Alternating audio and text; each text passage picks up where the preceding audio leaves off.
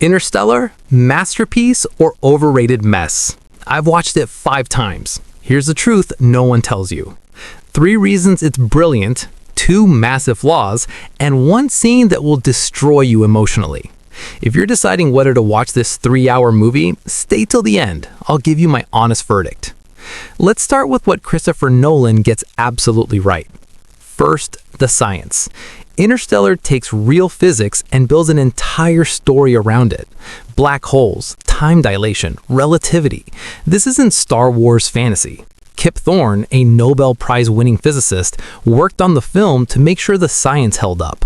When you see a black hole on screen, that's what a black hole would actually look like. That level of commitment is rare. Second, the emotion. This is Nolan's most human film. It's about a father desperately trying to get back to his daughter. There's a scene where Cooper watches decades of messages from his kids in minutes. It's devastating.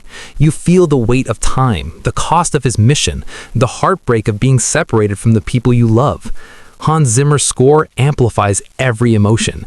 The organ swells, the ticking clock builds tension. It's overwhelming in the best way. Third, the visuals. This movie is stunning. The wormhole sequence, the ice planet, the black hole gargantua. It's all practical effects and cutting-edge CGI working together. Nolan shot on 70mm IMAX film, and it shows. Every frame feels massive and immersive. This is a film designed for the biggest screen possible. Now, the flaws. First, the runtime. Interstellar is 2 hours and 49 minutes, and it feels like it. There are stretches, especially in the middle, where the pacing drags. Scenes on the ice planet could have been trimmed. Some exposition feels repetitive. If you're not invested in the story, you'll feel every minute. Second, the ending. I won't spoil it, but the last 20 minutes divide people. Some call it a beautiful, emotional conclusion. Others think it's confusing and overly sentimental. It involves concepts like love transcending dimensions and 5-dimensional beings. It's ambitious, but it asks you to accept a lot on faith. If you prefer hard science over emotional leaps, the ending might frustrate you. And there's a sound mixing issue. Nolan loves loud sound effects, and sometimes the dialogue gets buried under the music and noise.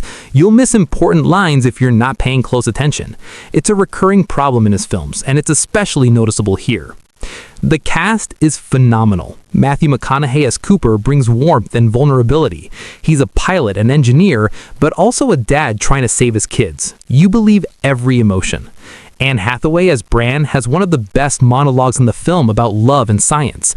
Jessica Chastain as the adult Murph carries the emotional weight of the earthbound story. And Michael Caine, as always, delivers gravitas.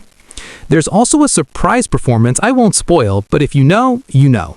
The actor completely disappears into the role, and it's one of the film's best choices. The father-daughter relationship between Cooper and Murph is the heart of the film. Everything else, the black holes, the missions, the science, is window dressing. At its core, this is a story about a parent who will do anything to save their child. That's universal, and that's why the movie works. Interstellar is about survival, sacrifice, and the power of human connection. It asks big questions. How far would you go to save humanity? What do we owe future generations? Can love transcend space and time? The film argues that love isn't just an emotion, it's a force that connects us across dimensions. It's a bold, almost spiritual idea in a movie that's otherwise rooted in hard science. Whether that works for you depends on how you feel about mixing science with sentiment. There's also a powerful environmental message. Earth is dying because humanity destroyed it through neglect and greed. The film doesn't preach, but the message is clear. We're running out of time and we need to act. It's a warning wrapped in a space adventure. And there's the theme of time. Time is the villain in Interstellar. Every minute matters. Every decision has consequences that ripple across years, decades, lifetimes. The film makes you feel the cruelty of time in a visceral way. So, why should you watch Interstellar? First, it's an experience. The visuals, the sound, the scale. It's cinema at its most ambitious. If you love movies that swing for the fences and aren't afraid to tackle big ideas, this is for you. Second, it's emotionally powerful. Yes, it's about science and space, but it's also about family, sacrifice, and what we leave behind. It will make you think, and it will make you feel.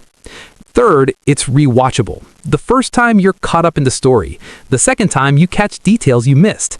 The third time you appreciate the craftsmanship. Interstellar rewards attention and repeat viewings.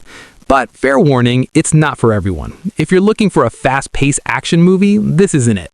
If you prefer straightforward stories without philosophical detours, you might get frustrated. And if loud sound mixing and long runtimes bother you, you'll notice those issues here. This is a film that demands your full attention and asks you to meet it on its own terms. If you're willing to do that, it's one of the most rewarding cinematic experiences of the last decade. Final verdict: Interstellar is a flawed masterpiece. The science is ambitious, the emotion is real, and the visuals are breathtaking. Yes, it's long, yes, the ending is divisive, and yes, the sound mixing is frustrating. But it's also bold, beautiful, and unforgettable. If you're looking for a science fiction film that respects your intelligence and isn't afraid to make you cry, watch Interstellar. Preferably on the biggest screen you can find. You won't regret it. Thanks for watching. If this helped you decide whether to watch Interstellar, smash that like button and subscribe for more movie breakdowns. I've got some mind-bending films lined up, so hit that notification bell. And let me know in the comments, have you seen Interstellar? Did the ending work for you? I'll see you in the next one.